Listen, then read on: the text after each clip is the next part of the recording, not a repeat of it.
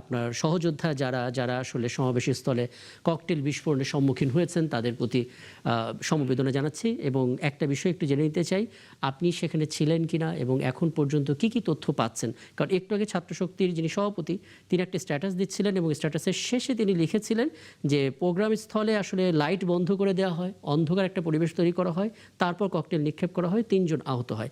এবং তিনি ব্যক্তিগতভাবে মনে করেন যে পুলিশ প্রশাসন, স্থানীয় এমপির গ্রিন সিগন্যাল ছাড়া এই হামলা হতে পারে না। এনসিপিও কি সেটা মনে করে কিনা এবং আপনার ঘটনাটা অবজারভেশনটা একটু বলবেন। জি।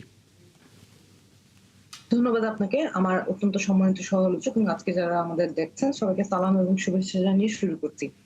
একই সাথে আপনাদেরকে সকলের কাছে অনুরোধ করব যে জুলাই ফিরে এসেছে এবং জুলাই গণ অভ্যুত্থানের যে অগ্রনায়ক ছিলেন তাদের আবার যে জুলাই যাত্রা আজ শুরু হলো সেইটার মূল এজেন্ডা কি ছিল? আমাদের এই জুলাই যাত্রা শুরু হয়েছে এই এজেন্ডা নিয়ে যে এই যে গণভোটে যেই রায় বাংলাদেশের মানুষ দিয়েছে সেই রায় বাস্তবায়ন করতে হবে। আমাদের দাবি ছিল যে জুলাই জাদুঘর যেই জনগণের অভিপ্রায়ে, জনগণের অংশগ্রহণে এই জুলাই সফল হয়েছে, জুলাই অভ্যুত্থান সফল হয়েছে, সেই জুলাই জাদুঘর জনগণের জন্য সেই জুলাই জাদুঘরের দরজা খুলে দেওয়া হোক। সেই দাবিতে যে জুলাই যাত্রা আজ আমাদের শুরু হলো উপজেলা গুলোতে, সেখানে আমি সশরীরে উপস্থিত থাকতে পারিনি। দলীয় অন্যান্য কার্যক্রমে ব্যস্ততা সাথে সময় জ্ঞাপন করছি, সময় দিতে হচ্ছে। কিন্তু দুঃখজনকভাবে যেখানে আমরা আশা করেছিলাম যে এই পতিত শক্তিরা কোনোভাবেই অন্তত পক্ষে এই নতুন বাংলাদেশে একটা গণতান্ত্রিকভাবে নির্বাচিত সরকারের আমলে পতিত শক্তিরা আর কোনোভাবেই কোনো রকম স্বৈরাচারী কাণ্ড বা কোনো সন্ত্রাসী কার্যক্রম করতে পারবে না, সেইটার চিত্র আমরা যে আশা আমরা করেছিলাম সেটা সচিত্র বাস্তবায়ন আমরা দেখতে পাচ্ছি না। এটা অত্যন্ত দুঃখজনক, অত্যন্ত লজ্জাজনক। আপনি এই ৩-৪ মাসে টিআইবির রিপোর্টটা যদি দেখেন, বাংলাদেশে যেভাবে আইন শৃঙ্খলা পরিস্থিতির অবনতি ঘটছে, এটার জন্য আমরা সরকারকে দায় দিতে চাইনি, এখনো চাই না। কিন্তু দুঃখ হচ্ছে যেই মুহূর্তে আমার দেশের প্রধানমন্ত্রী নিজ মুখে বলছেন যে এই বাংলাদেশে যদি সবাইয়ের মধ্যে ঐক্য প্রতিষ্ঠা না হয় তাহলে দেশ গড়তে আমরা ব্যর্থ হব এবং পতিত শক্তি আমাদের আমরা জানবো, আমরা আসলে প্রতিক্রিয়াটা জানবো, কিন্তু আমি শুধুমাত্র ঘটনার ভেতরে কিছু মৌলিক তথ্যগুলো জেনে নিতে চাই। মানে আপনি নিশ্চয়ই আপনার সহযোদ্ধারা সেখানে ছিলেন, তাদের কারোর সঙ্গে কথা হয়েছে স্বাভাবিকভাবে।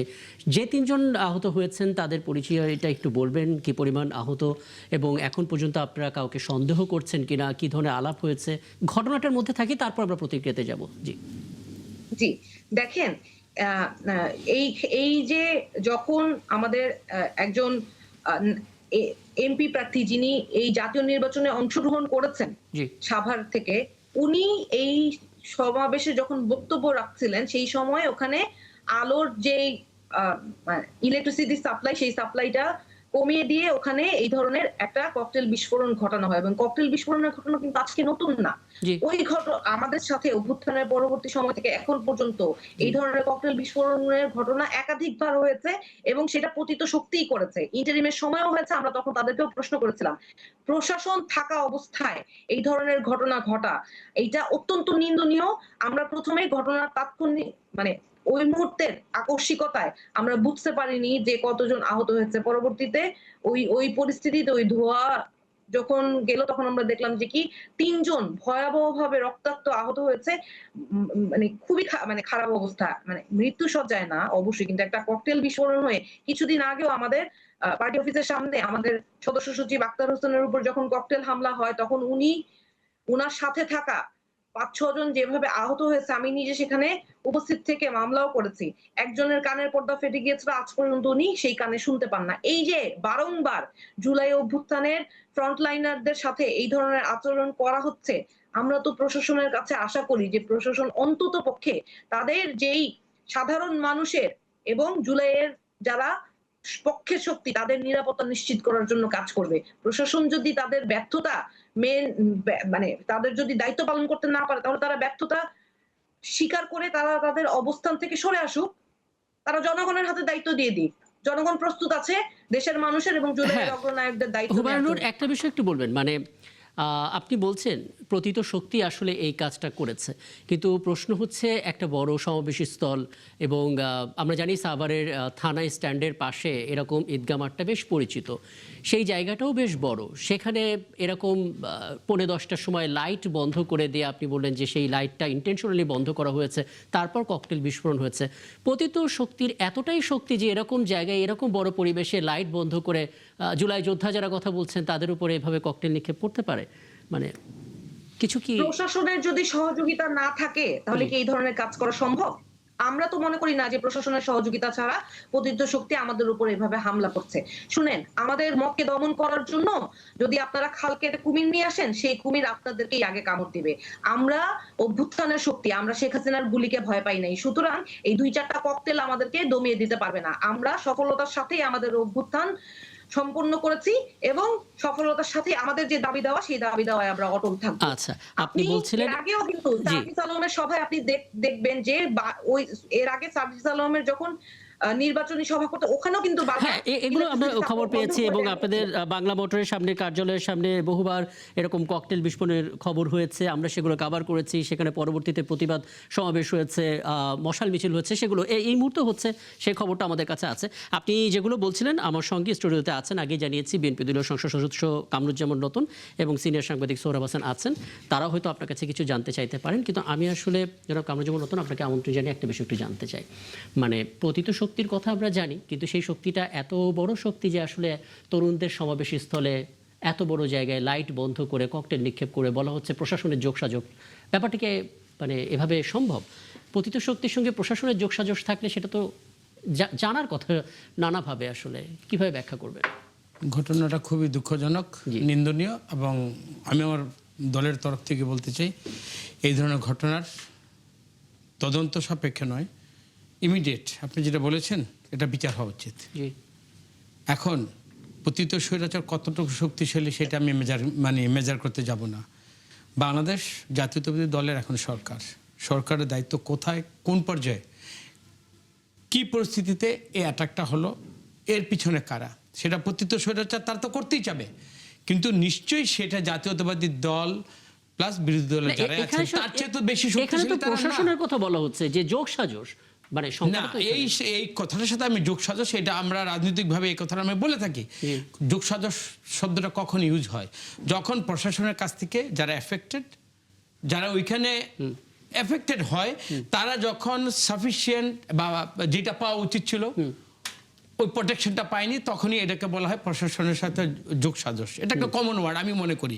কিন্তু আমি এই ক্ষেত্রে বলতে চাই যে প্রশাসনের অবশ্যই দায়িত্ব জবাবদিহিতে থাকা উচিত। এটা কেন হলো, কেন এই তাদেরকে প্রোটেকশনের জন্য পর্যাপ্ত কেন ব্যবস্থাটা নেওয়া হলো না? প্লাস লাইটটা যাইলে এটাকে স্বাভাবিক নিয়মে লাইট গেল, লাইটটা তো এবং প্রশাসনটা তো নিশ্চয়ই পতিত স্বৈরাচারের আওতায় না।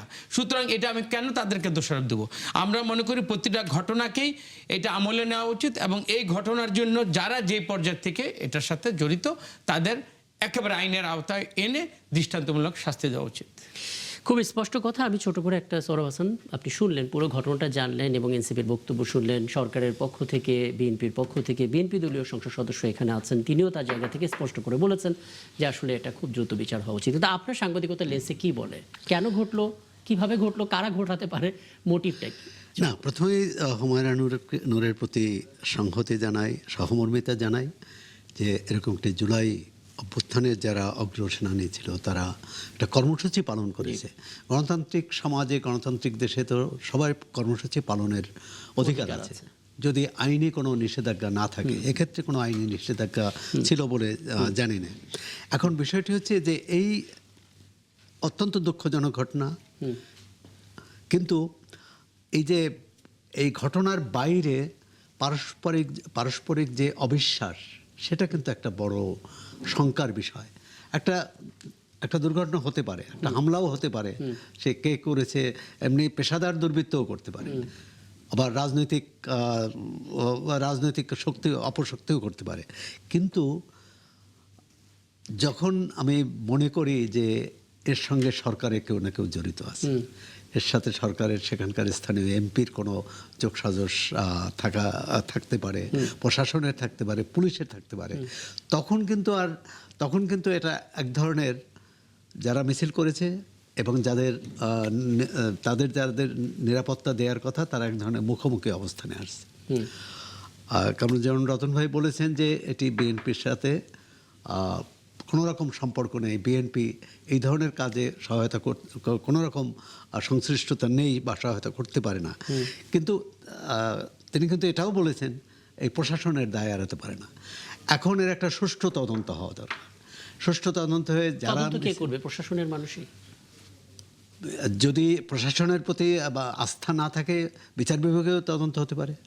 বিচার বিভাগের প্রতি তো সবারই আস্থা থাকার কথা, কারণ আমরা প্রতিকার চাইতে শেষ ভরসা বিচার বিভাগ। এটি এখনও আনুষ্ঠানিকভাবে নিশ্চয়ই এনসিপির পক্ষ থেকে দাবিটা জানানো হবে, সেটা আমরা জানি না এখনও।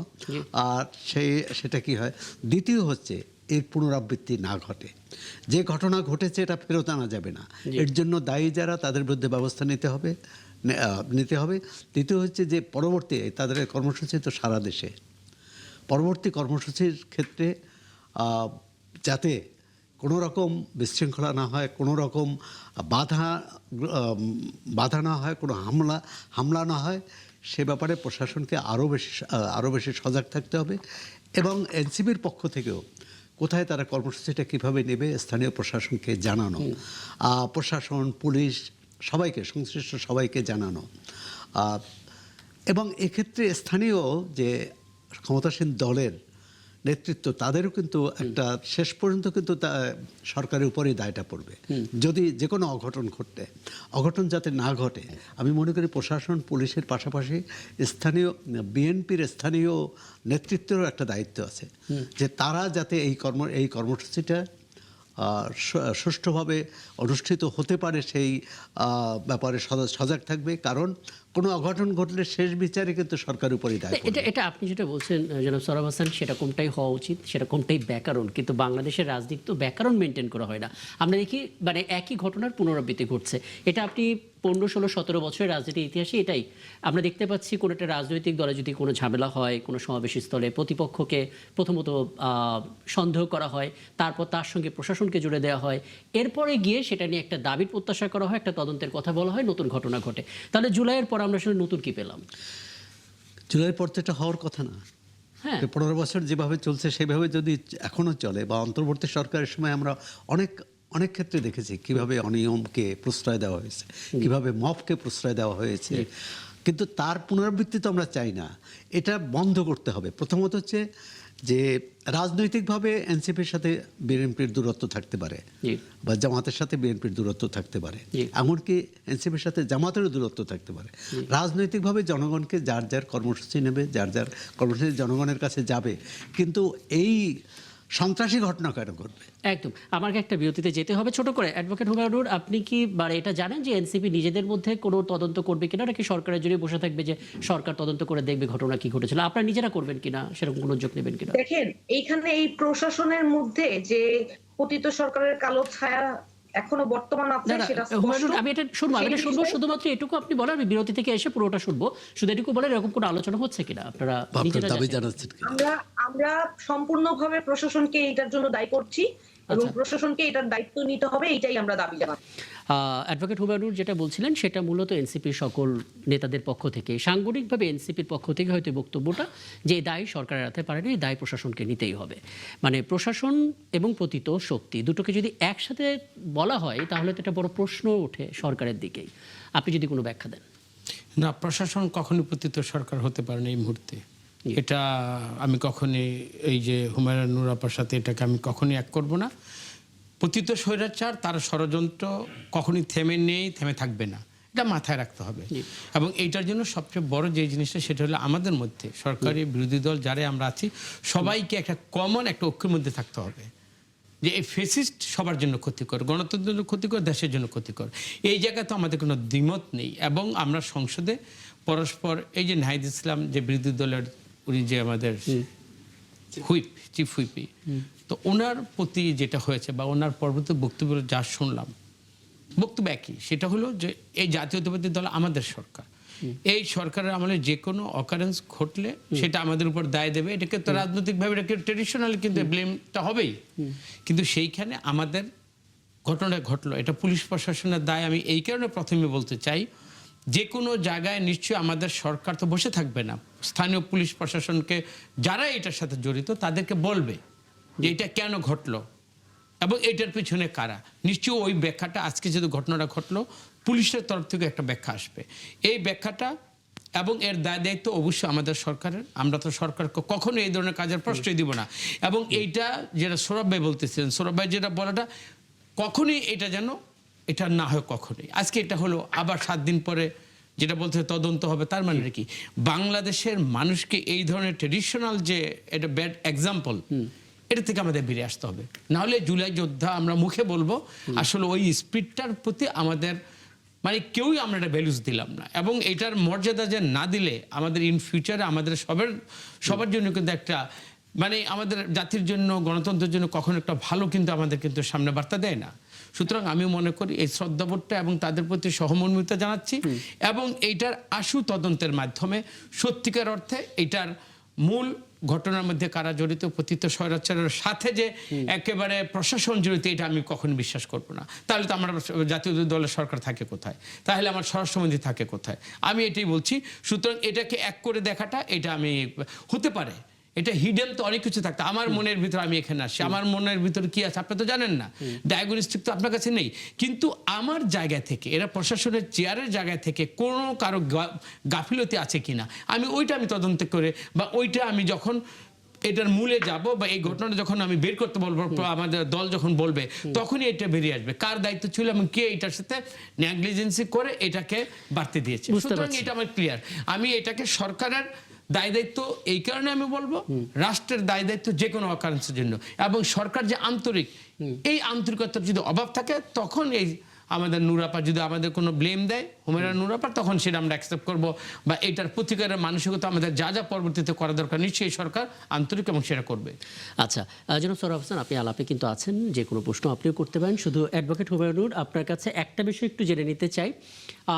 এক বা দুইবার না, বহুবারই তো আপনাদের বাংলা মোটরের কার্যালয়ের সামনে ককটেল বিস্ফোরণ হয়েছে, সেগুলো নিয়ে আমরা রিপোর্টও করেছি। তার মানে বোঝা যাচ্ছে যে আপনাদের নিরাপত্তার একটা ঝুঁকি রয়েছে। এনসিপি সাংগঠনিকভাবেও যারা আছেন তারা প্রত্যেকেই কম বেশি নিরাপত্তা ঝুঁকিতে আছেন। আজকে এই ঘটনা হওয়ার পর আপনাদের বিভিন্ন রকমের পোস্টের কমেন্ট সেকশন আমরা দেখছিলাম, অনেকেই প্রশ্নটা করছিলেন, আপনাদের নিরাপত্তার ঝুঁকি যখন আছে, তখন আপনাদের দিক থেকে আসলে কোনো প্রস্তুতি ছিল কিনা? এরকম সময় যদি কোনো হামলা হয়, তাৎক্ষণিকভাবে আপনারা প্রতিবাদ করতে পারতেন যে অমুক অমুক মানুষ করতে পারে, সন্দেহের জায়গায় তালিকা করে বলতে পারতেন। মানে নিজেদের নিরাপত্তা জায়গাটা কতটা ভেবেছিলেন, কতটা ছিল? দেখেন, নিজেদের নিরাপত্তা দিতে হবে, এই চিন্তাটা আসলে এই একটা নির্বাচিত সরকারের আমলেও করতে হবে, এটা আমরা ভাবি নাই। একদিন আগেই যখন স্বরাষ্ট্রমন্ত্রী বলেন যে এই বাংলাদেশে পতিত স্বৈরাচারী শোষকের এবং শোষক গোষ্ঠীর অবস্থান আর হবে না, তখন তাকে আমরা বিশ্বাস করতে চেয়েছিলাম। যখন আমার প্রধানমন্ত্রী ঐক্যের ডাক দেয়, তখন আমরা তাকে বিশ্বাস করতে চেয়েছিলাম। যখন আমার ভাই কামরুজ্জামান রতন ভাই, উনি সবসময় ন্যায্যতার কথা বলেন, এই জন্য ওনাকে আমি অন্তরের অন্তঃস্থল থেকে শ্রদ্ধা করি, কিন্তু একই সাথে কষ্টের আগে ক্ষোভে চোখের পানিও আটকে রাখতে পারি না যে আমার এই ভাইরা এতদিন জুলুম সহ্য করেছেন। উনি কিন্তু ইলিয়াস আলীর কথা অনেকবার বলেন, মনে করেন, কারণ উনি নিজেও একজন একই রকম অত্যাচারের শিকার। সেই জায়গায় এসে আমরা কিন্তু আমাদের স্বাধীন বিচার বিভাগের যে দাবি, সেই দাবি আদায় হচ্ছে না। প্রশাসনিক কাঠামোতে যে স্বৈরশাসকের যারা শক্তি এখনো অবস্থান করছে, তাদের সরানোর দাবি এখনো আদায় হচ্ছে না। এই জায়গাগুলোতে আমাদের দুঃখ। আপনি দেখেন, এনবিআর এর চেয়ারম্যান বসানো হয়েছে একেবারে আওয়ামী লীগের ঘনিষ্ঠ লোককে, হ্যাঁ, এবং প্রত্যেকটা জায়গায় এখন এই যেই আমরা হাদিকে হারিয়েছি, হ্যাঁ, সেই হাদিকে এই আমার রতন ভাইয়ের দলের অনেকে সহ্য করতে পারে না।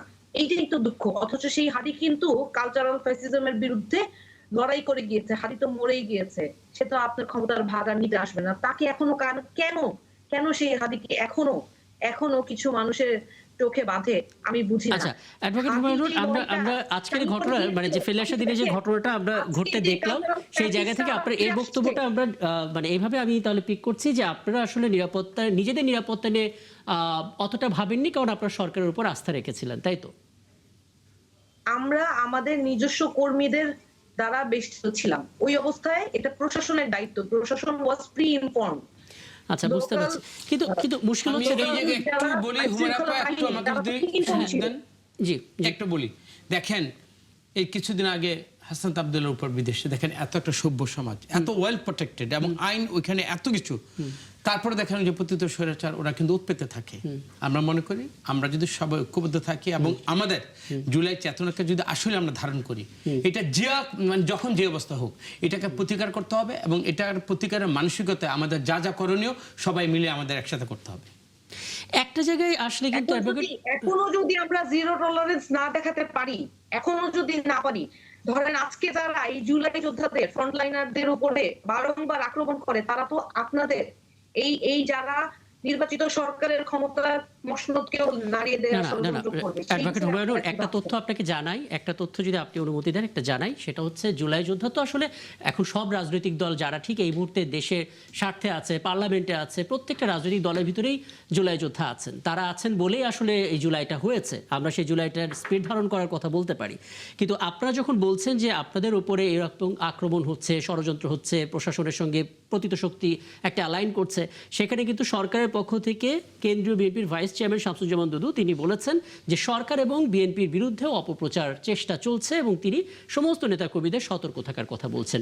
তাহলে দায়টা আপনি কাকে দেবেন? সরকার নিজেও তো সাফার করছে। এইটা নিয়ে আমি একটু বলি। ধরেন এই কথাটাই কিন্তু আমি বলছি যে যেই ঐক্যের ডাক প্রধানমন্ত্রী দিলেন, যেই কথা স্বরাষ্ট্রমন্ত্রী বললেন, সেইটা মুখের কথা না হয়ে যদি কার্যত প্রমাণিত হতো, তাহলে তো আমরা আমাদের সহযোদ্ধা যারা ছিল, জুলাইতে যাদের মধ্যে ঐক্য ছিল, তাদেরকে আমরা সন্দেহ করতাম না। একটা প্রশাসনের দায়িত্বে থাকা অবস্থায় একটা মাঠে কিভাবে বিদ্যুতের অভাব হয়, কিভাবে আলো চলে যায়, এটা তো একদিনের ঘটনা না। আমরা তো তাদেরকে বিশ্বাস করি যে ধরেন আমার যে এক্সট্রা নিরাপত্তা লাগবে, এই জিনিসটাও তো আমি ভাবতে চাই নাই। আমি কেন আমার সহযোদ্ধার বিরুদ্ধে দাঁড়াবো? আমি কেন আমার যারা সহযোদ্ধা ছিলেন, যারা সবাই একসাথে মিলে লড়াই করেছি, তাদের দিকে আঙ্গুল তুলবো? আঙ্গুল তো আমার তুলতে বাধ্য হতে হচ্ছে আমার, কারণ কাদেরকে সুযোগ দিতে গিয়ে, আমাদেরকে দমন করতে গিয়ে তারা কাদের সুযোগ দিচ্ছে, এটাও তাদের ভাবার বিষয়। একদম একদম। কিন্তু এই ব্যাপারটা বোধহয় একটু মানে স্টেটমেন্টটা, আপনার স্টেটমেন্টটা বোধহয় একটু দ্বিতীয়বার বা তৃতীয়বার একটু ভাবার সুযোগ আছে কিনা।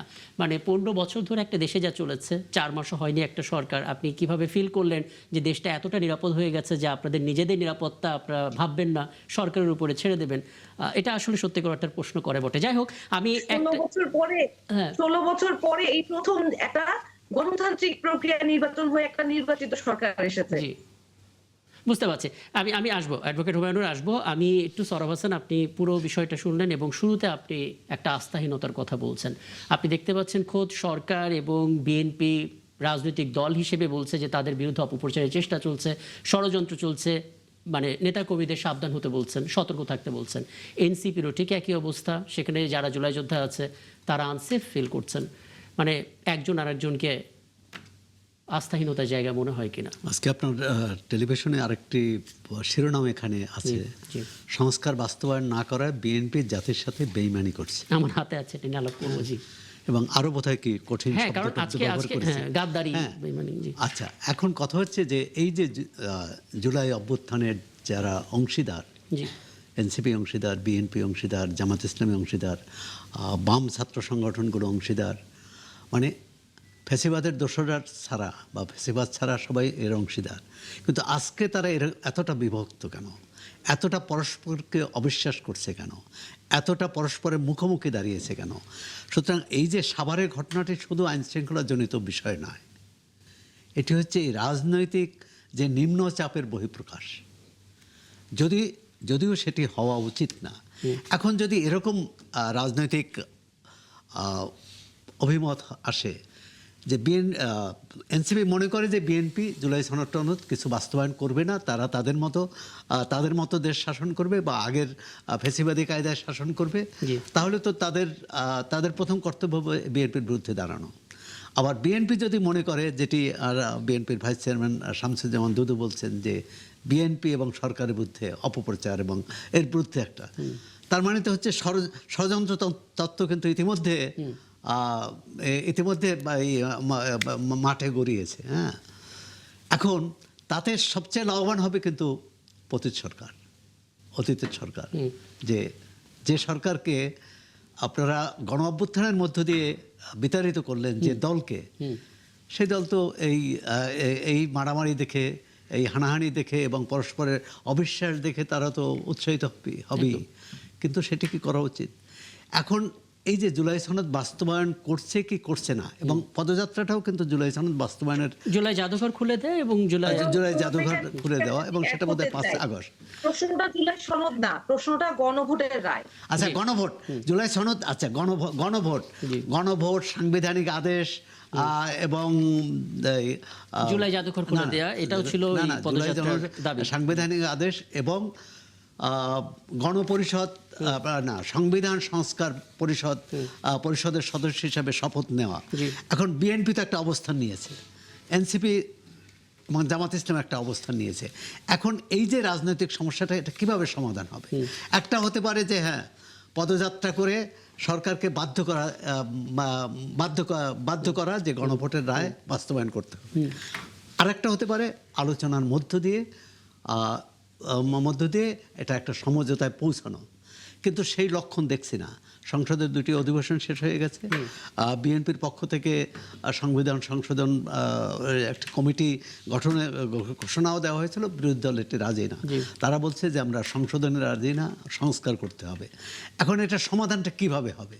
যদি আমরা মানে ভোটাভুটিতে বিশ্বাস করি, তাহলে তো বিএনপি যা বলবে সেটা হবে, কারণ সংসদে তাদের 2/3 আসলে সমাধান কি করে হবে এটা যদি আমরা বের করতে পারি, দেশে তো আর কোনো সংকট থাকে না। না, এটা বের করতে হবে রাজনৈতিক নেতৃত্ব কি, একদম না হলে কিন্তু আবার আমরা সেই চোরাগলিতে চলে যাব। অ্যাডভোকেট হুমায়ুনুর, আচ্ছা বলুন শুনি, বলেন হুমায়ুনুর। এটা সমাধান কোথায় জানেন? এটা সমাধান হচ্ছে খুদ যারা সরকারে আছেন তাদের নিজেদের যে অঙ্গীকার, 31 দফার 1 নম্বর দফা, সেখানে ওনারা বলেছিলেন সংস্কার পরিষদ করবে। ওনাদের নিজেদের অঙ্গীকার এটা বিএনপি তো ব্যাখ্যা দিয়েছে, এটা বিএনপি পক্ষ থেকে তাইলেই সমাধান হবে। এবং জনগণের অভিপ্রায় জনগণ গণভোটের মাধ্যমে জানিয়েছে, সেই অভিপ্রায় জনগণের কাছে যদি জনগণের প্রতি দায়বদ্ধতা থাকে, তাহলে জনগণের জবাবকে তারা মেনে নিয়ে জনগণের অভিপ্রায়কে বাস্তবায়ন করবে। দ্যাটস ইট, এটাই সমাধান। আচ্ছা, কিন্তু মানে হয় না যে পদযাত্রা হচ্ছে, দাবি আদায়ের লক্ষ্যে কথাবার্তা বলা হচ্ছে, সরকারের প্রতি দাবি জানানো হচ্ছে, এবং সেই দাবির একটা ফলাফলের জন্য অপেক্ষাও করা যেতে পারে। কিন্তু আমরা যখন কিছু রাজনৈতিক টার্মের বাইরে গিয়ে কিছু শব্দ প্রয়োগ করি, যেমন এখনই জাতির সাথে গাদ্দারি, বেইমানি, এই শব্দগুলো যখন আমরা প্রয়োগ করছি, এত গণমাধ্যমে সেটা কাভার হচ্ছে, সোশ্যাল মিডিয়াতে ভাইরাল হচ্ছে, রাজনৈতিক দলগুলোর মধ্যে জুলাইয়ের শক্তির মধ্যেই একটা মানে আস্থাহীনতা তৈরি করে দেয় কিনা এই জাতীয় বক্তব্যগুলো? উত্তরটা হচ্ছে, যখন একটা গণভোট, যেই গণভোট আমার স্বরাষ্ট্রমন্ত্রী নিজে ঐকমত্য কমিশনে প্রস্তাব করেছেন এবং বলেছেন যে জনগণের অভিপ্রায় চূড়ান্ত, সেই গণভোটের রায়ের বিষয় যখন উনি নিজে পার্লামেন্টে দাঁড়িয়ে বলেন যে নির্বাচন হতে দিচ্ছিল না বলে যা তখন আলোচনা হয়েছে, সেইটা মেনে নিয়েছি। এটা নিয়ে আপনার সাথে আমার কথা হয়েছে, যেদিন স্বরাষ্ট্রমন্ত্রী পার্লামেন্টে এটা বলেছিলেন, সেই দিন রাতে আপনার সঙ্গে 71 জনের আমরা কানেক্ট হয়েছিলাম। সেই সময় আপনি এর ব্যাখ্যা দিয়েছিলেন, আপনি আপনার জায়গা থেকে সেই প্রতিবাদ জানিয়েছিলেন। কিন্তু আমার প্রশ্ন হচ্ছে, এই যে শব্দগুলো, কঠিন কঠিন শব্দগুলো কখন প্রয়োগ হয়? যখন বিরোধী দল এবং সরকার দলের মধ্যে তুমুল অসহিষ্ণুতা দেখা দেয়, মুখ দেখা দেখি বন্ধ হয়ে যায়, কোনো আশাবাদ থাকে না, তখন প্রতিবাদের ভাষা হচ্ছে এগুলো। কিন্তু এখনই কেন আসলে এগুলো হচ্ছে? আসলে এই এতগুলো মানুষের রক্তের উপর দাঁড়িয়ে আমরা যখন একটা নির্বাচনের পর রাত না পোহাতেই আমরা যখন কথা উল্টে ফেলি, সেই কথাগুলো উল্টে ফেলার পর মানুষ কতটা প্রতারিত বোধ করলে এই ধরনের শব্দ নিজের সহযোদ্ধার ব্যাপারে আসতে পারে, সেটা জনগণের উপর ছেড়ে দিলাম। পরিষ্কার করে অ্যাডভোকেট হুমায়ুনুর বললেন, এবং পুরোটা আপনি শুনলেন মাননীয় সংসদ সদস্য। যে বক্তব্যগুলো আসলে নাহিদ ইসলামের পক্ষ থেকে আসে, এনসিপির পক্ষ থেকে আসে, সেই বক্তব্যের পেছনের কারণটা আমরা স্পষ্ট। তারা চেয়েছিল সরকার এই গণভোটের রায়টাকে বাস্তবায়ন করবে। মানুষ যে ম্যান্ডেট দিয়েছে, সেই ম্যান্ডেট পেয়ে সরকার শুরুতেই এই ভোটের রায়টাকে বাস্তবায়ন করবে। সংবিধানটাকে পুরোপুরি সংস্কারের জন্য যা যা করতে হয় বিরোধী দলের সঙ্গে বসে সেটা করবে। এবং তারা এক্সপেক্ট করেছিল পার্লামেন্টের প্রথম অধিবেশনে, ইনফ্যাক্ট যেদিন শপথ নেওয়া হয় সেদিন 2টো শপথ আসলে বিএনপি নেবে, এটা তাদের প্রত্যাশা ছিল। যেহেতু এগুলো হয়নি, সে কারণে তারা আসলে কঠিনগুলো শব্দ প্রয়োগ করছে। আপনি কি কোনো ব্যাখ্যা দিতে পারেন যে আসলে এই কথাগুলো তাদের মুখ থেকে এখনই বের হওয়াটা স্বাভাবিক? আপনি যদি এটা অস্বাভাবিক ভাবে আপনি যদি নিজে উপলব্ধি না করতেন, তাহলে আপনি আমাকে নিজে কিন্তু এটা আমার উপলব্ধি না, এটা কিন্তু সাধারণ মানুষের মন্তব্য থেকে পিক করে বলছি। আপনি কিন্তু এটা সমাজের একটা প্রতিচ্ছবি, কিন্তু একটা দর্পণ হিসাবে কিন্তু আপনার নিশ্চয়ই কানে এটা আসছে, আপনার বিবেক বোধ থেকে কিন্তু আপনি আমাকে এই প্রশ্নটা করলেন, কারণ আপনি সমাজের একটা অংশ। তার মানে আমি বলবো না যে আপনি বিএনপি করেন কথাটা। এখন দেখেন হুমায়রা আপা, যতগুলো ইস্যু নিয়ে আমাদের এখন যে কথাটা হচ্ছে, কিছুদিন আগে তো ব্যাংক রেজলিউশন নিয়ে অনেক কথা হয়েছে না, অ্যাসালামকে ফিরিয়ে আনা হচ্ছে, কত কিছু। সৌরভ ভাই, ওই কথাটা না হলে তো আইনটা পাস হয়ে যেত। আমাদের দেখেন এটা বাদ দিয়ে যেটা করা হলো পরবর্তীতে, এখন কি ওই প্রশ্নটা আসে যে ব্যাংকে যারা লুণ্ঠন করছে তাদেরকে দিয়ে আর বাংলাদেশে তাদের আসার সুযোগ থাকবে না? আপনি সবকিছু দেখেন, পরবর্তীতে আসতে দেখেন এই যে জুলাই জাদুঘর নিয়ে এইটা খোলা হবে কিনা বা এটা কেন খোলা হচ্ছে, এটা নিয়ে কিন্তু আপনারা কিন্তু কম কথা বলেনি। এখন দেখেন ম্যাটার কিন্তু কিছু, এইটার ভিতরে যদি আপনি যান, আমি যাইনি বাট আমি যেটা শুনেছি অদ্ভুত, এবং যারা এটা ডিজাইন করেছে আসলে ওইখানে গেলে একটা যে জুলাই যোদ্ধাদের প্রতি একটা শ্রদ্ধাবোধ অটোমেটিক আপনার ভিতর থেকে কিন্তু ওই যে মর্মস্পর্শী কতগুলো জিনিস কিন্তু চলে আসবে। কিন্তু দেখেন এটা 5ই এই জুলাইতে একটা দিন তারিখ লাগে, তারপর কার আন্ডার এটা হবে, এটা পূর্তমন্ত্র আন্ডার হবে না তথ্যমন্ত্র আন্ডার হবে, ম্যাটার অফ জাস্ট 2 থিংস। এইখানে কিন্তু এখন একটা সঠিক সমাধান আসলো। তো প্রতিটা জিনিসের জন্য আপনি নিজে বলেছেন 4 মাসের মধ্যে যে কোনো কিছু, ওনারা যেটি অবিশ্বাস সন্দেহ বা বিএনপির আস্থার যে জায়গাটা, আমি মনে করি পার্লামেন্টে এটা সর্বোচ্চ জায়গা, এবং পার্লামেন্টের বাইরেও এখানে কথা হবে। এটা আমার বিশ্বাসের দৃঢ়তার জায়গা থেকে আমি বলছি। আমি প্রত্যয়ী মানুষ, আত্মবিশ্বাসী মানুষ। আমি তারেক রহমানকে যতটুকু আমি জানি, সে প্রতিটা জায়গায় যেহেতু বাংলাদেশের মানুষকে উনি ভ্যালুজ দেন, এবং এই ভ্যালুজটা এই পরিমাণ জুলাই যোদ্ধাদের প্রতি, উনি তো সবচেয়ে এফেক্টেড মানুষ ব্যক্তিগতভাবে দেখেন। তো সুতরাং তারেক রহমানের কাছ থেকে এমন কিছু আসবে না যেটা জনগণের পালসের বাইরে, এবং ওনারা যেইভাবে দাবিটা করতেছে না, আমার আমি এটা বলতে চাই যে আমার কথা একটাই, যে অপেক্ষা একটু করতেই হবে। নিশ্চয়ই আমরা যখন 31 দফা দিয়েছি, বলতে পারে প্রথম দফা, আর প্রথম দফার যে ব্যাখ্যাটা এখানে সাংবিধানিক সংস্কার পরিচয় যেটা বলতেছেন সব কিছুর কিন্তু ট্রান্সপারেন্ট এবং জাতি এখানে কিন্তু আমি ছোট করে বলি, ধরুন আপনার বক্তব্য নিয়ে অ্যাডভোকেট হুমায়রা নূরের হয়তো কোনো আপত্তি নেই, এনসিপির কোনো আপত্তি নেই, তারেক রহমানের প্রতি এনসিপির হয়তো ঠিক এই মুহূর্তে ক্ষোভ নেই, কিন্তু তারা কথাটা বলছে স্বরাষ্ট্রমন্ত্রীর বক্তব্যকে নিয়ে। তিনি যে কথাগুলো বলেছেন আমরা মেনে নিয়েছি, এটা নিয়ে আমাকে বারবার আসলে এনসিপির পক্ষ থেকে এরকম আয়োজনে প্রশ্নটা শুনতে হয়। না, স্বরাষ্ট্রমন্ত্রী উনি আমাদের তো অবশ্যই একজন দায়িত্বশীল মানুষ, তো রাজনীতিতে সব কথাই কিন্তু ধরে না। যেমন উনি আজকে বলেছেন জাতির সাথে বেইমানি করেছে, তো আমি যদি আপনি আমাকে বেঈমান বলেন, পরবর্তীতে আপনার সাথে সম্পর্ক থাকারই কথা না। এই তুমি আমাকে ট্রেইটর বলছো, বেঈমান বলছো না। রাজনীতি থেকে এটা একটা শব্দ বেরিয়েছে, কালকেই দেখবেন আবার উনার অবস্থান থেকে সেই ধরনের পরিবর্তন হয়ে যাবে। সুতরাং একটা যখন একটা অকারেন্স হয়, হিট অফ দ্য মোমেন্টে অনেক কিছু বলে, হুমায়রা আপা আজকে আমাকে 10টা কথা বলুক, আমি রাজনীতিতে আসি, আমার সহনশীলতা থাকতে হবে, আমার টলারেন্স থাকতে হবে, কিন্তু দিন শেষে আমার মনোভাবটা কি, আমার দলের মনোভাবটা কি। আমি তারেক রহমানের কথার বাইরে বা দলের নীতির বাইরে কি আমি কেউ থেকে কিছুই না। আমি এতটুকু বলছি, তারেক রহমান জুলাইয়ের চেতনাকে ধারণ করেন, এবং উনি এই 17 বছরের একটা এফেক্টেড একটা লোক। এর থেকে কিন্তু এফেক্টেড আর কোনো লোক নেই। ভাই হারাইছেন, মা হারাইছেন, উনি একটা অনিশ্চিত জীবনের মধ্যে এসে দায়িত্ব নিচ্ছেন। নিশ্চয়ই এমন কিছু দাবির বিরোধী দলের কাছে উনি এরকম কিছু না মানা এরকম কোন দাবির প্রতি উনি একবারে এরকম কোন রিজিড থাকবে না যেটার কারণে বিরোধী দল রাজনীতি করার সুযোগ পাবে। একদম আমার হাতে নামার সুযোগ পাবে। আমি স্থানীয় সরকার নির্বাচনের যে ডেডলাইনের কথা বলা হচ্ছে সেটা নিয়ে কথা বলবো, তার আগে এই ইস্যুতে সবশেষ একটা মন্তব্য অ্যাডভোকেট হুমায়রা নূরের কাছ থেকে নিতে চাই। এই প্রশ্নটা আসলে একটু আগে সোহরাব হাসানের পক্ষ থেকেও ছিল যে পতিত শক্তি যদি এতটা ঐক্যবদ্ধ হয় তাহলে জুলাইয়ের শক্তি কেন বিভক্ত হয়ে গেল? একজন জুলাই যোদ্ধা আর একজন জুলাই যোদ্ধার বিরুদ্ধে কথা বলছে, এবং এটা নিয়েও তালিকা নিয়েও নানা কথা হয়, বিভিন্ন জায়গায় যখন ইনভাইট করা হয় সেটা নিয়েও প্রশ্ন ওঠে যে ইনারা হয়তো বিভিন্নভাবে সুযোগ নিয়ে তারপর এখানে এসেছেন। এই বিভক্তিটা আসলে কেন? আচ্ছা, প্রথমেই যখন অভ্যুত্থান হয়েছিল তখন কিন্তু এটা কোনো রাজনৈতিক ব্যানারে হয় নাই। অভ্যুত্থান হয়েছিল জনসাধারণের, সর্বসাধারণের সম্পৃক্ততায়। এই অভ্যুত্থানের স্পিরিটকে আমরা আস্তে আস্তে ডাইলুট করে ফেলেছি যখন এটার মধ্যে আমরা রাজনীতি ঢুকিয়েছি, রাজনৈতিক স্বার্থ ঢুকিয়েছি। হ্যাঁ, আমাদের মধ্যে রাজনৈতিক মতপার্থক্য অবশ্যই থাকবে, কিন্তু আমি আবারও ওই জায়গায় ফিরে আসি যেইখানে আমরা অভ্যুত্থানের সময় ঐক্যবদ্ধ থাকতে পেরেছি। দেশ গড়তে আমাদেরকে এখনো সর্বদা ঐক্যবদ্ধই থাকতে হবে।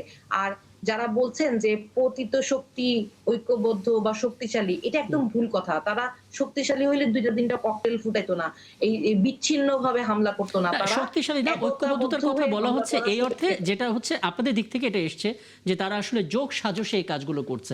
তখনই প্রশ্ন ওঠে যে তাদের শক্তিটা কত বড়, যে প্রশাসনিক জি ষড়যন্ত্রমূলক ভাবে সরকারি জি। কাঠামোর ভিতরে থেকেই তারা এই ধরনের ষড়যন্ত্র বাস্তবায়ন করতে পারছে।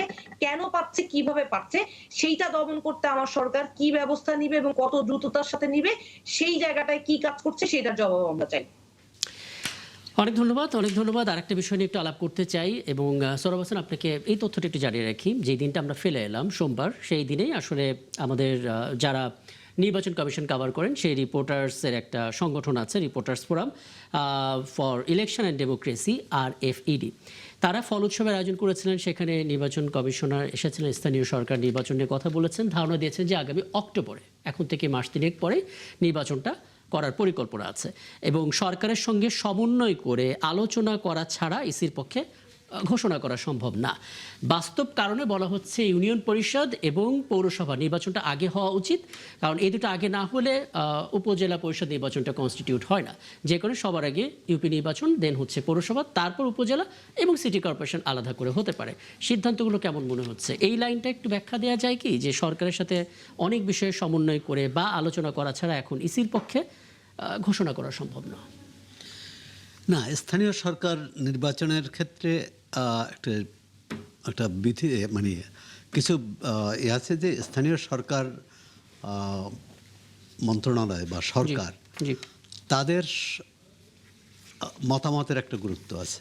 জি মানে তাদের সম্মতি নিয়েই বা তারা যখন চায়, জাতীয় সংসদ নির্বাচনের ক্ষেত্রে কিন্তু সরকারের কোনো ভূমিকা নেই না, কিন্তু স্থানীয় সরকারের ক্ষেত্রে যে সরকার নির্বাচনটি কখন চায়। জি এখন এক হচ্ছে যে আমাদের এখানে নির্বাচনী আইনে অনেক তো গলদ আছে, ফাঁকফোকর আছে। কোথাও আমরা দেখলাম যে ধরেন কেউ নির্বাচিত হয়েছে, তার মনোনয়নপত্র বাতিল হয়ে গেল, তার নিকটতম প্রতিদ্বন্দ্বী আর সেই দায়িত্ব পেলেন, অর্থাৎ তাকে নির্বাচিত ঘোষণা করা হলো।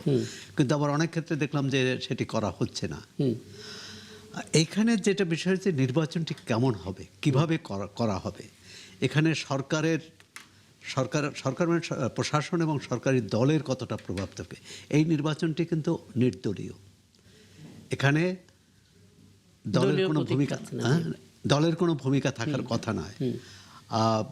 এখন সেখানে দল, মানে এটি সব দল এটা বিশ্বাস করে কিনা যে সব দল সমান সুযোগ পাবে, বিশ্বাস করে না। কারণ আমাদের দীর্ঘদিনের রাজনৈতিক যে সংস্কৃতি, প্রশাসন বলুন, পুলিশ বলুন, আইনশৃঙ্খলা রক্ষাকারী বাহিনী বলুন বা প্রিজাইডিং অফিসার বলুন, তাদের মধ্যে একটা মনস্তাত্ত্বিক যে লড়াই, এবং সেখানে দেখে যে তিনি ওখানে থাকতে পারবেন কিনা, তিনি প্রশাসনের ক্ষমতাসীন দলের বিরুদ্ধে অবস্থান নিলে বা ক্ষমতাসীন দলের অন্যায়কে প্রশ্রয় না দিলে বা অন্যায় বিরুদ্ধে অবস্থান নিলে তার চাকরি হয়তো যাবে না। এটা আপনি পূর্ব অভিজ্ঞতা থেকে বলছেন? পূর্ব অভিজ্ঞতা থেকে এখনকার সময় কি এটা? এখনকার সময়ও কয়েকটি উপনির্বাচন হয়েছে, নির্বাচনটি কিন্তু জাতীয় সংসদ নির্বাচন যে যতটা বিতর্ক হয়েছে, বিতর্কহীন ছিল, উপনির্বাচনগুলো সেরকম বিতর্কহীন হয়নি। আচ্ছা, একটা হচ্ছে যেমন আরেকটি যেটি বিরোধী দলের পক্ষ থেকে অভিযোগ, আপনি নির্বাচন হবে 6 মাস পরে, আপনি এখন প্রশাসক বসিয়ে দিলেন এবং বলা হলো, এবং প্রশাসক হচ্ছে সবাই দলীয় নেতা, এবং অনেক ক্ষেত্রে, সব ক্ষেত্রে হয়তো না হলে কিন্তু অধিকাংশ ক্ষেত্রে যাদেরকে দল সমর্থন করবে, এখানে তো মনোনয়ন দিতে পারবে না, সমর্থন করবে প্রার্থী হিসাবে, তাদেরই প্রশাসক এখানে তো সরকারের একটা ব্যাখ্যা আছে, মানে সরকার আসলে এমন মানুষ সেখানে বসাতে চায় যারা বিশ্বস্ত। হ্যাঁ, এখন এই জায়গাটা আসলে দলীয়করণের বাইরে থেকে, মানে দলীয় লোকের বাইরে কাকে বসানো যেত? বিশ্বস্ত মানে কি? বিশ্বস্ত মানে জি, সরকার তো বসাতে পারে না, জনগণ বসাবে। সরকার যেটি করতে পারে যে যখন নির্বাচিত প্রতিনিধি না থাকবে তখন সরকার একটা অস্থায়ী ব্যবস্থা করতে পারে। অস্থায়ী ব্যবস্থাটা একটা হতে পারে যে কিছুদিন আগ পর্যন্ত যেটা ছিল যে সরকারি কর্মকর্তাদের দায়িত্ব, এখনো ইউনিয়ন পরিষদে কিন্তু সরকারি কর্মকর্তারা দায়িত্ব পালন করেন প্রতিটি ইউনিয়ন পরিষদে, যে চেয়ারম্যানের অনুপস্থিতিতে। সিটি কর্পোরেশনগুলো হতে পারতো, পৌরসভায় হতে পারতো, অথবা আপনার জেলা পরিষদে। কিন্তু যখন সরকারি দলের নেতাদের বসানো হয়েছে তখন জনমনে এবং বিরোধী দলের মনে তো এই প্রশ্নটা আসবেই। আরেকটি হতে পারতো যে জাতীয় সংসদ নির্বাচনে যে অনুপাত আছে, অর্থাৎ 10টির মধ্যে 7টি বিএনপি পেয়েছে বা 6টি বিএনপি পেয়েছে, 4টি বিরোধী দল পেয়েছে। তাহলে ওই অনুপাতে বিরোধী দলের যে সম্ভাব্য প্রার্থী অথবা বিরোধী দলের নেতাদের থেকে প্রশাসক বসানো যেতে পারে। এটাকে প্রফেসর আলী রিয়াজ সাহেবের ভূমিকা লাগতো না তখন ঐকমত্য কমিশনের মতো করে? প্রফেসর আলী রিয়াজ সাহেবকে আমরা যতই সমালোচনা করি, তার একটা ভূমিকার জন্য তো নির্বাচন হয়েছে। যদি একটা ঐকমত্যে না পৌঁছানো যেত তাহলে অনেকে বলেন সেই ভূমিকাটা একটু দেরিতে নিয়েছেন বলে নির্বাচনটা দেরিতে হয়েছে, ভালো ভূমিকা নিলে আগে হতে পারতো, আবার নির্বাচন ভণ্ডুলও হয়ে যেতে পারতো।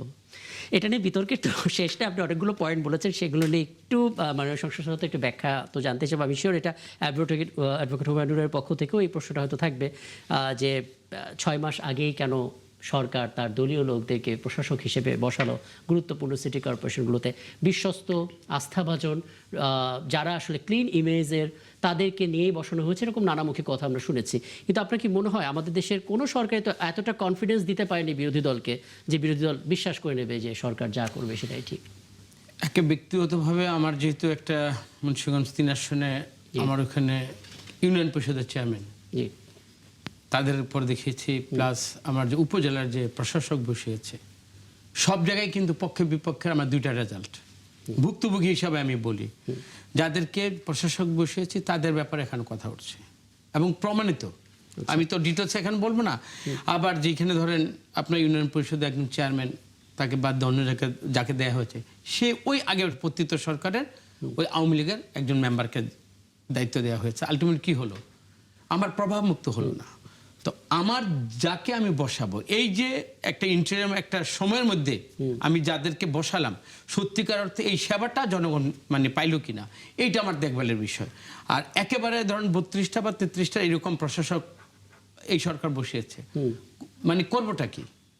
যাদেরকে বসিয়েছে তারা যদি ওইখানে বসে জনগণকে সেবাটা দেয় এবং তারা যদি মানুষের ইন জেনারেল মানুষের জন্য যদি উপকারটা করে, আমার মনে হয় এইটুকু মেনে নেওয়া উচিত। আমার বলতে দ্বিধা নেই, যাদেরকে দায়িত্বটা দিয়েছে তারা সৎভাবে এখানে কাজ করলো কিনা।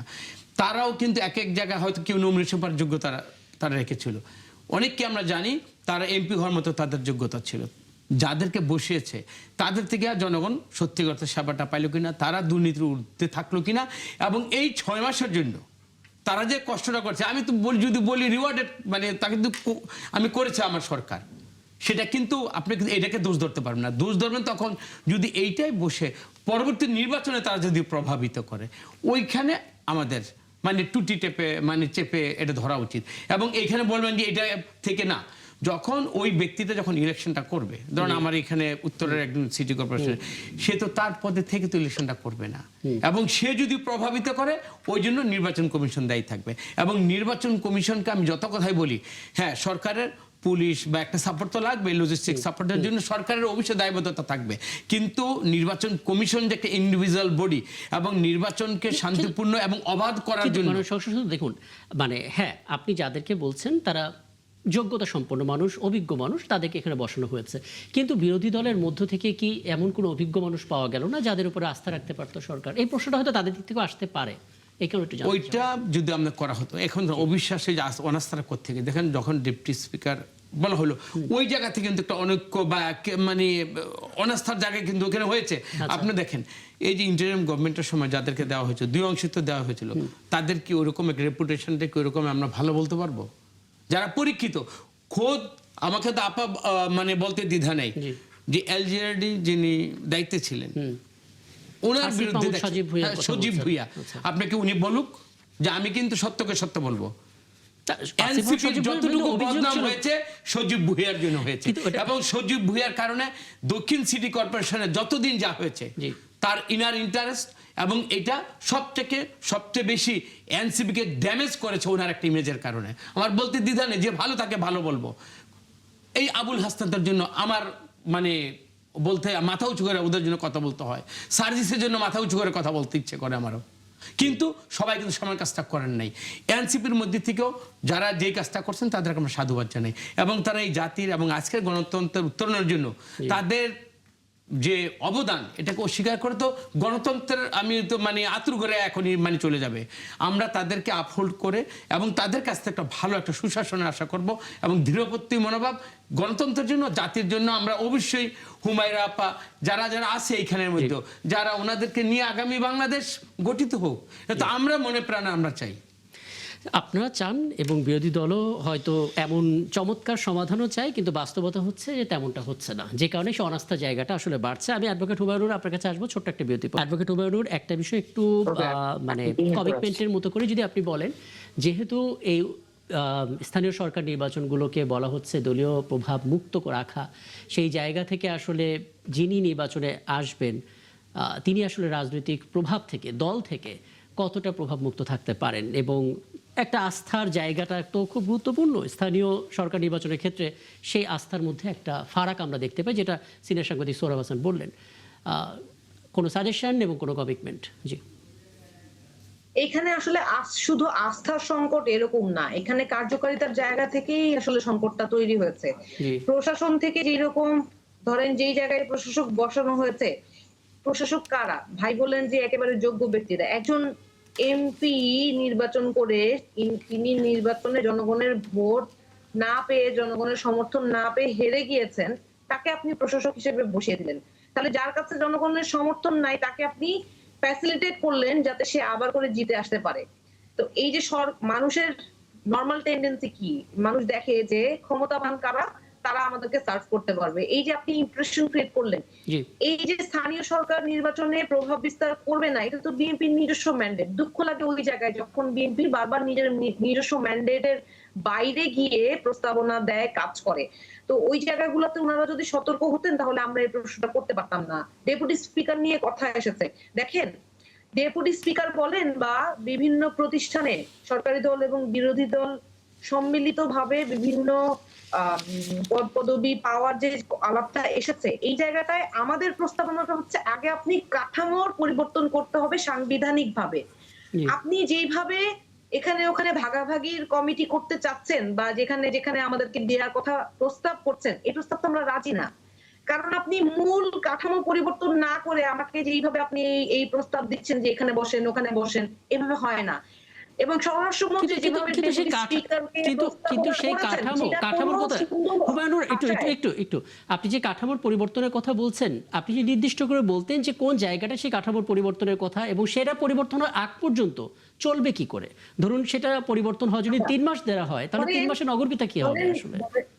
ধরেন দুদকের এই কমিটি, সেই কমিটি ফরমেশনের কিন্তু বলা হয়েছিল যে বিরোধী দল এবং সরকার দল মিলে দুদকের কমিটিটা হবে, কিন্তু সেই জায়গাটায় দুদকের সংস্কারের জন্য যে আলাপটা, সেই আলাপটা বাতাসে মিলে গেল কি করে?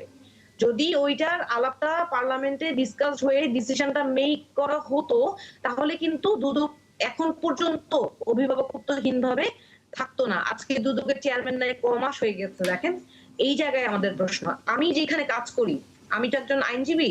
বাংলাদেশ বার কাউন্সিলের নির্বাচন হওয়ার নির্দিষ্ট সময়ে যখন আসলো, তখন বলা হলো যে জ্বালানি সংকটের কারণে নির্বাচন পিছিয়ে দেওয়া হলো। আর এখন গিয়ে কি করা হলো, একটা অ্যাডহক কমিটি করা হলো, যে জামাত থেকে কয়েকজনকে নেওয়া হলো, বিএনপি থেকে কয়েকজনকে নেওয়া হলো, ওই যে যারা হচ্ছে সিভিল সোসাইটির মতো মানে স্বতন্ত্র আইনজীবী তাদের থেকে নেওয়া হলো।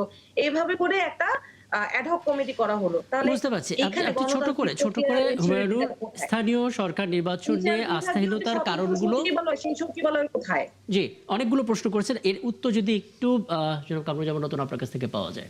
প্রথম বিষয় হচ্ছে বলা হচ্ছে যিনি নির্বাচনে হেরে গেছেন তাকে ফ্যাসিলিটেট করা হয়েছে, এই জায়গাটাতে প্রশাসক হিসেবে বসিয়ে। এর নিশ্চয় একটা ব্যাখ্যা আপনার কাছে আছে।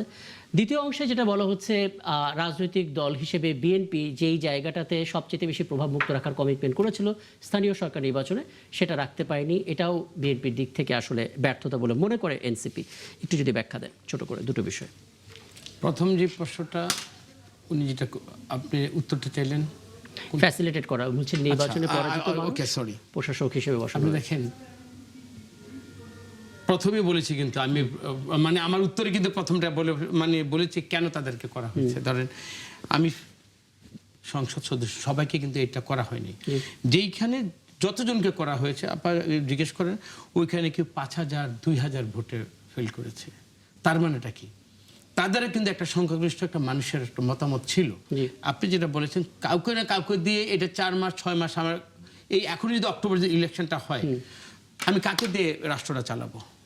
এবং যাদেরকে ফেল করেছে তাদেরকে আবার দিয়েছে, দেয়ার আমি বলেছি এই জায়গাতে বসে তারা কতটুকু জবাবদিহিতার মধ্যে কাজটা করছে, সততা সহিত করছে কিনা, এবং তারা রিনাউন্ড। এই কারণে আমি বলছি তারাও কিন্তু জনগণের একটা পার্সেন্টেজের ভোটের মধ্যে কিন্তু, এবং সামান্য সবাই কিন্তু খুবই সামান্য ভোটের ব্যবধান সবাই হেরেছে। আমি বলি না যে যারা হারছে সবাইকে, এখানে যাদেরকে দেওয়া হয়েছে গুটি কম, মানে 32 মধ্যে আপা এটা 6টা বা 7টা যারা ফেল করেছে তাদেরকে দেওয়া হয়েছে। বাকিটাই কিন্তু এইভাবে কিন্তু ইম্পার্শিয়াল যারা, মানে আমাদের দলের অবশ্যই তাদের তো পরিচয় আছে, আমি বলেছি তাদেরকে সবার এই আন্দোলনের ভূমিকা ছিল। আমার তারেক রহমান মনে করেছে তাদেরকে কোথাও না কোথাও 6টা মাসের জন্য বা 5টা মাসের জন্য তাদেরকে একটা কাজ করার, নিজেদেরকে তৈরি হওয়ার একটা সুযোগ দেওয়া হলো। বাট পরবর্তীতে তারা ইলেকশন করবে। সবার আগে দক্ষিণের প্রশাসক হিসেবে নাসিরউদ্দিন পাটোয়ারীকে বসানো উচিত ছিল। নাসিরউদ্দিন পাটোয়ারীকে, হ্যাঁ, যদি এখানে তো আরেকটা প্রশ্ন আপা, আমি আপনার সাথে কোনো তর্ক করতে চাচ্ছি না আপা। দেখেন আপনারা আমাদের মধ্যে যে একটা সুন্দর একটা পরিবেশ, একটা পরস্পর প্রতি শ্রদ্ধাবোধ, মমত্ববোধ, উনি যে ল্যাঙ্গুয়েজ গুলো কথাটা বলেছেন, রাজনৈতিক পরিবেশটাকে যেভাবে উনি যেভাবে নষ্ট করেছেন, এটা কিন্তু আমাদের এই সিস্টেম। আমার হাতে সময়টা থাকলে নাসিরউদ্দিন পাটোয়ারীকে নিয়ে আমি আপনাকে বলি, মির্জা আব্বাস ভাইকে যদি আপনি দেখেন, সবাই কি বলেছেন, আল্লাহ ওনাকে এটা করেছেন। উনি একটা স্বাধীনচেতা মির্জা আব্বাস সাহেব মানুষ। সবাই বলেছে কি, এই যে ওনার যে মাথার যে আজকে সমস্যাটা, আসলে কিন্তু করুণ অবস্থা। মির্জা আব্বাসের সাথে এইভাবে মানুষকে হার্ম করে, এইভাবে ব্যক্তিত্বের মধ্যে আঘাত দিয়ে কথা বলাটা, এইটা নাসিরউদ্দিন পাটোয়ারীর। এই কারণে একটু কিছু কিছু মানুষকে আপনারা একটু সংযত রাখেন প্লিজ। আপনার সাথে একমত, এইটা আমি আপনার সাথে একমত। আমরা আসলে সময় থাকলে আলাপটা দীর্ঘ করতাম, কারণ নাসিরউদ্দিন পাটোয়ারী এমন একজন ক্যারেক্টার, তার নিয়ে আসলে একটা দীর্ঘ আলোচনা করা যেতে পারে, কিন্তু তিনি যেহেতু এখানে নেই, অনেক প্রশ্নের উত্তর তার কাছ থেকে আমরা পাবো না, কেবল বলেই যাব। যদি কখনো সুযোগ হয় নিশ্চয়ই এগুলো নিয়ে কথা বলার চেষ্টা আমরা করবো। এবং অনেক ধন্যবাদ অ্যাডভোকেট হুমায়ুন আমাদেরকে সময়টা দেওয়ার জন্য। খেলাধুলার বিষয়ে সবারই আগ্রহ আছে, তারাও হয়তো আপনার কাছে কিছু জানতে চাইতে পারেন। আপনার কাছে ছোট করে একটি বিষয় একটু জেনে রাখি, Portugal Spain high voltage match, এবং আপনার সঙ্গে যখন কথা বলছি তখন বোধহয় তারা মাঠে দাঁড়িয়ে যে আনুষ্ঠানিকতা সেটা শুরু করেছেন। একটা সময় তারা মাঠে নামবেন। ইতিহাস স্পেনের পক্ষে, দুই দল 41 বার মুখোমুখি হয়েছে, 17টি স্পেন জিতেছে, 6টিতে পর্তুগাল, 18টা ড্র হয়েছে, মানে ড্রয়ের সংখ্যাটা এখানে অনেক বেশি। আপনি আজকে কাকে এগিয়ে রাখবেন? দুই দলই তো বলা হচ্ছে সর্বশক্তি নিয়ে, এক্সক্লুসিভ টিম নিয়ে এসেছে, এবং দুটো দলই আসলে ফাইনাল খেলার দাবিদার। কি বলবেন? জি ধন্যবাদ। আজকের এই ম্যাচটা ঘিরে অনেক দর্শকের আগ্রহের জায়গা আমরা দেখতে পাচ্ছি, স্পেশালি যেখানে ক্রিস্টিয়ানো রোনালদোর মতো লিজেন্ডারি প্লেয়ার রয়েছে। তো আমার বা আমাদের বাংলাদেশের আগ্রহের জায়গা অনেক বেশি, কারণ আপনি জানেন যে ক্রিস্টিয়ানো রোনালদো কিন্তু একটা বড় ধরনের ভক্ত এই বাংলাদেশে রয়েছে। এবং আমি যদি দুইটা ম্যাচের পর্যালোচনা করি, সেক্ষেত্রে স্পেন বা পর্তুগালের আছে কে এগিয়ে রাখবো আপনি বলছিলেন। স্পেন, দেখেন স্পেনের এই ওয়ার্ল্ড কাপের 2026-এর যে বর্তমান পারফরমেন্স, আমরা যদি অ্যাকসেপ্ট দা ফার্স্ট ম্যাচ, প্রথম ম্যাচে তারা ক্যাপ ভার্দের সাথে গোলশূন্য ড্র করেছিল, এবং সেটা অনেকটা হতাশার ছিল। পরবর্তী সময় কিন্তু তারা ঘুরে দাঁড়িয়েছে, এবং পরবর্তী যে ম্যাচগুলো খেলেছে তারা কিন্তু তাদের যে নামের শুভেচ্ছা পর্তুগালের প্রথম ম্যাচটা এমনই ছিল, হতাশাজনক। জি হ্যাঁ, এবং পর্তুগালের যেখানে লামিন ইয়ামালের মতো তারকা রয়েছে, উঠতি তারকা, এবং কি বলবো যে সে পৃথিবীর one of the best striker, এবং বার্সেলোনায় খেলে আপনি জানেন। তো এট দ্য সেম টাইম এখানে ক্রিস্টিয়ানো রোনালদো ভার্সেস তার একটা হাড্ডাহাড্ডি লড়াই আমরা হয়তো বা অপেক্ষা করছি দেখার জন্য দর্শক হিসাবে। তো সেইটা আমরা একটা লড়াই দেখতে পারবো। কিন্তু আপনি যদি কে এগিয়ে আছে এটা যদি উত্তর জানতে হয়, আমার কাছে মনে হয় যে পর্তুগালের চেয়ে কিছুটা হলেও স্পেন এগিয়ে থাকবে। এবং পর্তুগালের যে আমরা কয়েকটা ম্যাচ দেখেছি সেখানে কিন্তু তাদের খুব বেশি পারফরমেন্স আমরা যেটা আশা করেছিলাম সেটা আমরা দেখতে পাইনি। স্পেশালি তাদের যদি মিডফিল্ডের কথা বলি, মিডফিল্ড কিন্তু খুব বেশি জ্বলে উঠতে পারেনি, যদিও তাদের প্রত্যেকটা প্লেয়ার ইউরোপের টপ টায়ারে খেলে এবং সবাই কিন্তু অনেক কি বলবো যে হাই প্রোফাইল প্লেয়ার। তো আমার কাছে মনে হয় যদি যেহেতু এটা নকআউটের খেলা এবং নকআউটে কেউ কিন্তু ছেড়ে কথা বলবে না, কারণ হারলেই কিন্তু বিদায়। সেই ক্ষেত্রে আমার কাছে মনে হয় দুটো টিমেই আসলে আসলে মানে স্পেনকে সবাই এগিয়ে রাখছেন, যারা যারা আসলে যে কোনো ক্রীড়া বিশ্লেষকই আসলে ম্যাচ অ্যানালিসিস করে স্পেনকে এগিয়ে রাখবেন, কিন্তু মুশকিল হচ্ছে এটা যেহেতু একেবারে নকআউট পর্ব, কাজে প্রত্যেকে আসলে বাড়তি একটা ফোর্স নিয়ে খেলবেন। আমি একটু মাননীয় সংসদ সদস্য আপনার কাছে আসতে চাই, মানে আপনার প্রথমত কোন দলের সাপোর্ট একটু বলবেন, যদি বলতে না চান অন্তত একটু বলবেন তারা এখনো আছে কিনা ওয়ার্ল্ড কাপের ম্যাচগুলোতে। বলতে দ্বিধা নেই, জি আমার দেশ যে আর্জেন্টিনা বাংলাদেশকে চিনে না। আমি মারাডোনার মুখে আমি শুনেছি বাংলাদেশের একটা দেশ, এই দেশ নাকি আমাদের জন্য পাগল। এই যে ব্রাজিলে কালকে একটা ঝড় মানে একটা থেমে গেল, তা আমার বাংলাদেশটা কিন্তু দুই ভাগে বিভক্ত, যেমন আবাহনী মোহামেডান ছিল, আমার দেশটা ওইরকমই আর কি।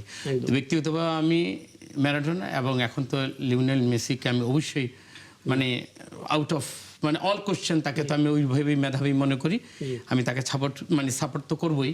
এখন আজকের যে খেলাটা ওইটা নিয়ে আমি কথা বলি, বিশেষ করে একটা উদিত সূর্য যেটা স্পেনে খেলে, যে লামিন ইয়ামাল, যেটা ও তো 18 বছর একটা টকবক একটা তরুণ, তার পারফরমেন্সটা অন্য ধরনের হবে। সে এইখানে তার সবকিছু তার সামনে, ইতিহাস তার সামনে, আর এটা তো অস্তগামী সূর্য ক্রিস্টিয়ানো রোনালদো, সে কতটুকু পারফর্ম করতে পারে, তবে এটা দেখার বিষয়। তবে পৃথিবীর এই পর্যন্ত যতগুলো খেলা আমরা যতটুকু দেখলাম, সেখানে যেহেতু জার্মান চলে গেল, বিদায় হয়ে গেল, আবার ব্রাজিলটা বিদায় হয়ে গেল, এখন সামনের যে খেলাগুলো হবে সেটা দেখবেন ফ্রান্স, স্পেন, ধারাবাহিকভাবে আর্জেন্টিনা এবং ইংল্যান্ড, এগুলোর মধ্যে মনে হয় যে আমাদের রেজাল্টটা আমাদের মানে অপেক্ষা করছে। তবে বাংলাদেশের মানুষ, আমাদের তো আনন্দ বিনোদনের কিছুই নেই, তো যেইভাবে সারা বাংলাদেশের মানুষ, আমি আজকে একটা বিদেশ থেকে আসলাম, ওই দেশে আমি খুব চেষ্টা করেছি ভোরবেলা আমি একটা খেলা দেখতে, খেলাই দেখতে পারলাম না, সেটা ব্যাংককে। তার মানে আমরা যে উতলা হয়ে যাই, খোদ ব্যাংককে আমি একটা খেলা দেখতে যাব, ওইখানে আমি যে হোটেলে ছিলাম ওইখানে কোনো সিস্টেম নেই, তারপর ওইখানে যে বারগুলো খেলা হয় রাত্রেবেলা, দেখি যে ওইটা তো ওরা ঘুমাচ্ছে, মানে ওরা খেলার ইন্টারেস্টেড না। কিন্তু বাংলাদেশের মানুষ আসলে আমাদের বিনোদনের তো কিছু নেই, তবে এই বিনোদনটাকে আমরা এতটুকু জায়গায় না নিয়ে যে কালকে ধরুন আমার একটা এইখানে একটা ছবি আছে, দুজন পানি ডালতেছে ব্রাজিলের হারের পরে, এমন হইতে পারে হয়তো হার্ট ফুলকে মারা গেছে, আমরা ওই পর্যায়ে যেন ইমোশনটাকে আমরা না নিয়ে যাই। বলছিলেন যে বন্ধুদের সামনে মুখ দেখাবো কি করে, না এটা এমন কিছু নেই, এটা আমরা অতিরিক্ত, অ্যাকচুয়ালি আমাদের তো ওইরকম আনন্দ করার কিছুই নেই, আমরা ওই জায়গাটা এতটুকু লিমিটের মধ্যে আমরা থাকি যে আমরা একটা ভালো খেলা উপভোগ করি, এবং এই খেলার মাধ্যমে বাংলাদেশের ফুটবলের মান অতিকে যেন আমরা কিছু মানে ভালোবাসার একটা পরিসীমা থাকা দরকার। আমি ছোট করে একটা মন্তব্য নিতে চাই। সোহরাব হাসান, আমি তো আজকের ম্যাচ নিয়ে আপনার প্রেডিকশন তো জানবো, আপনি আর্জেন্টিনার সাপোর্টার, সেটা ঐতিহাসিকভাবেই সবাই জানে। দুজন আর্জেন্টিনার সাপোর্টারকে সামনে নিয়ে কথা বলছি। ডোনাল্ড ট্রাম্প একটা কাণ্ড করেছেন, তিনি ইউএসের একজন প্লেয়ার, স্ট্রাইকার বালোগানো, তিনি রেড কার্ড পেয়েছিলেন, পরবর্তীতে তিনি নাকি ফিফার সভাপতিকে ফোন দিয়েছেন, কাজটা ভালো হয়নি, তুমি এটা না করলেও পারতে বা কিছু একটা, তিনি আসলে সেই লাল কার্ড উইথড্র করে নিয়েছেন। এটা নিয়ে বিতর্ক হচ্ছে। আপনি আপনার এত বছর ধরে সাংবাদিকতার চোখ দিয়ে এতগুলো খেলা কাভার করেছেন, দেখেছেন, কখনো কি এরকম ঘটনা শুনেছেন? ডোনাল্ড ট্রাম্প শুধু রাজনীতি তো নানা রকম উদাহরণ তৈরি করেনি, এবার দেখলাম যে বিশ্বকাপেও তৈরি করেছেন, এবং সেটা খুবই খুবই ন্যাক্কারজনক উদাহরণ। এই ঘটনার পর মানে বিশ্বকাপ মানে যেসব দলগুলোর আত্মমর্যাদা বোধ আছে তারা খেলবে কিনা এই প্রশ্ন আছে। দ্বিতীয় হচ্ছে এটা তো প্রশ্নবিদ্ধ হয়ে গেল, তার দেশের দলের যাকে লাল কার্ড দেওয়া হয়েছে সেই লাল কার্ড প্রত্যাহার করিয়ে তিনি তার দলকে জেতাতে চেয়েছেন অন্যায়ভাবে, অন্যায্যভাবে। সুতরাং এটি তো পুরো খেলাটাকে একটা প্রশ্নের মধ্যে ঠেলে দিল। এখন যুক্তরাষ্ট্রের ক্ষমতা আছে, ডোনাল্ড ট্রাম্পের আরও বেশি ক্ষমতা আছে, মানে যেটা করেছেন এটাই নিন্দনীয়। আমি এই প্রশ্নের ব্যাপারটা একটু যেমন ধরুন আপনার যেহেতু আপনি আমাদের জাতীয় দলের গোলকিপিং কোচ, আপনি আসলে এই ফিফার অ্যাক্টিভিটি, তাদের রেগুলেশন খুব ভালো মতো জানেন। মানে ডোনাল্ড ট্রাম্প কি এই কাজটা করতে পারেন? যদি তিনি এই কাজটা করে থাকেন, ফিফা সভাপতি যদি তার কথা বেড়ে থাকেন, তিনি যদি লাল কার্ড উইথড্র করে নেন, তাহলে তো পুরো বিষয়টা একটা বিতর্কের জন্ম দিল এবং এখন থেকে বহু বছর পরে গেলে ওই 2026 ওয়ার্ল্ড কাপ নিয়ে কথা উঠবে। কি বলবেন? না, এটা আমরা আসলে গণমাধ্যমে দেখেছি এবং গণমাধ্যমে এটা নিয়ে অনেক আলোচনা বিতর্ক চলছে, কিন্তু ফিফার সবচেয়ে আমার অবাক লেগেছে যে ফিফার এটা কিন্তু কোনো ক্লিয়ারিফাই করে নেই এবং এইটার কিন্তু কোনো ডিটেল ব্যাখ্যা দেয় নাই। ফিফা শুধু বলেছে তাকে উইথড্র করা হয়েছে। সো এটা আমার কাছে অনেক একটা বড় প্রশ্নের জন্ম দিয়েছে। তো ফিফার মতো একটা প্রতিষ্ঠানে যদি কোনো বলবো যে কোনো দেশের বলবো যে প্রেসিডেন্ট যদি এটা ইনফ্লুয়েন্স করে, সেটা আমাদের ফুটবলের জন্য একটা অনেক বেশি বলবো যে ক্ষতি করেছে। এবং এই ধরনের রাজনৈতিক যে কোনো ব্যক্তি থেকে কিন্তু স্পোর্টস আলাদা, তো সেইটা আমাদের সবসময় মাথায় রাখতে হবে। এই ধরনের যদি বলবো যে কিন্তু দেখুন, ফিফা সভাপতি এর আগে দুটো বিতর্কের জন্ম দিয়েছিলেন। প্রথম বিতর্ক ছিল তিনি ডোনাল্ড ট্রাম্পকে শান্তি পুরস্কারের কথা বলেছিলেন এবং তিনি আর্জেন্টিনার সাথে কেপ ভার্দে খেলার সময় তিনি বলছিলেন যে আর্জেন্টিনা যখন গোল খাচ্ছিল আমি অনেক ভয় পাচ্ছিলাম। পরে আবার তিনি বলেছেন না, আমি নিরপেক্ষ। মানে বিভিন্ন সময় বিভিন্ন মন্তব্যগুলো তাকে বিতর্কিত করছে কিনা খোদ। আমি একটু 30 সেকেন্ড। হ্যাঁ, তো ভাগ্য ভালো, মাত্র ওই যে মানে উজ্জ্ব করতে বলেছে রেড কার্ড, হ্যাঁ। দুদিন পরে তো বলতে পারে যে আমার দেশে খেলা হচ্ছে, চ্যাম্পিয়নশিপটা আমার ডিক্লেয়ার করে দাও। মানে এইটা করার জন্য অপেক্ষা করতে হবে কিনা সেটা ভাই উত্তর দিক প্লিজ। নুরুজ্জামান নয়ন।